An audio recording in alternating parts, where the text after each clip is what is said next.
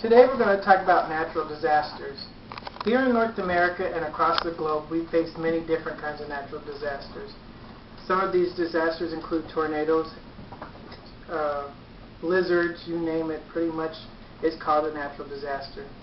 And one of these particular natural disasters, hurricanes, is actually recognized as one of the most natural yet catastrophic and violent storms by the National Oceanic and Atmospheric Administration, or NOAA for short.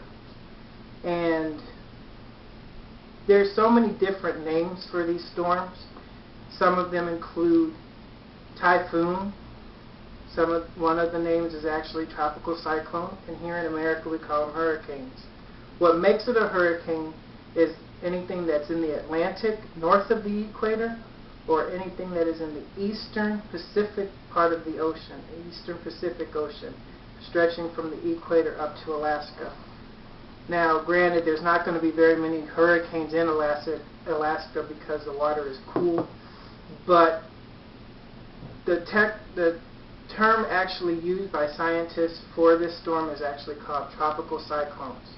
And tropical cyclones are formed whenever you have warm, moist air rising up off of the surface of the ocean.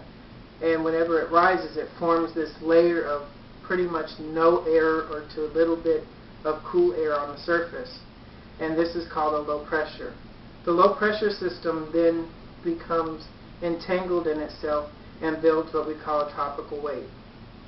Now, when all these clouds or this convection is rising, the condensation is rising off the Earth's surface, or rather the water surface, it comes up into the air and then kind of descends on itself, cooling itself down, and that forms a cloud wall. These cloud walls start to build around this area of low pressure and spin on itself so fast that they create tropical storms. Now, this cooling trend actually forms what we call a core or a eye wall or an eye. The hurricanes actually are known for having an eye when they reach certain levels in their categories. Now, this eye is formed when the air starts rising so quickly up, and then it forms out into the storm, and then the high pressure falls back in and forms this area of pretty much stability. You have the high and the low pressure working against itself, canceling it out, and there's pretty much calm. There's nothing going on. But keep in mind, on the outside of the storm, there's a lot of stuff going on. You have the spinning going on. You could have the tornadoes going through the hurricane itself. You also can have lightning and just basically an unstable atmosphere. Now, like I was telling you before, they start off with what we call a tropical wave. And the tropical wave generally tends to be a storm on land that rolls off into the ocean and becomes unstable over the ocean and starts picking up all this moisture. But they can form over the ocean itself. Generally, they form in shallower parts of the ocean because it's warmer. The sun is able to warm up the water better than in a deeper part of the ocean. So they start forming this tropical wave when it starts picking up all this condensation, and then all of a sudden it turns into what is known as a tropical storm.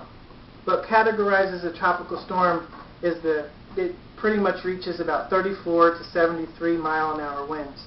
Well, these winds start picking up, and when it reaches to 74, they go into what we call Category 1 hurricane. This chart here goes and shows you a little bit about the different categories of the hurricanes. We have Category 1 with 74 mile-an-hour to 95 mile-an-hour winds. The damage is pretty minimal, and we have a storm surge, which is pretty much about what a storm surge is the amount of water that is pushed on land from the storm, from the sea. And then it goes down to Category 2 for a moderate. 3 is exclusive, 4 is extreme, and then we have a Category 5, which actually Hurricane Rita was a Category 5. And it built to, I think they said it was 175 mile-an-hour winds.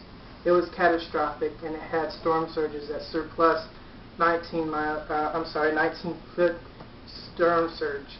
Now the highest one that they've had on record was the storm of 1900, and it had excess of 45-foot storm surges that wiped out Galveston Island.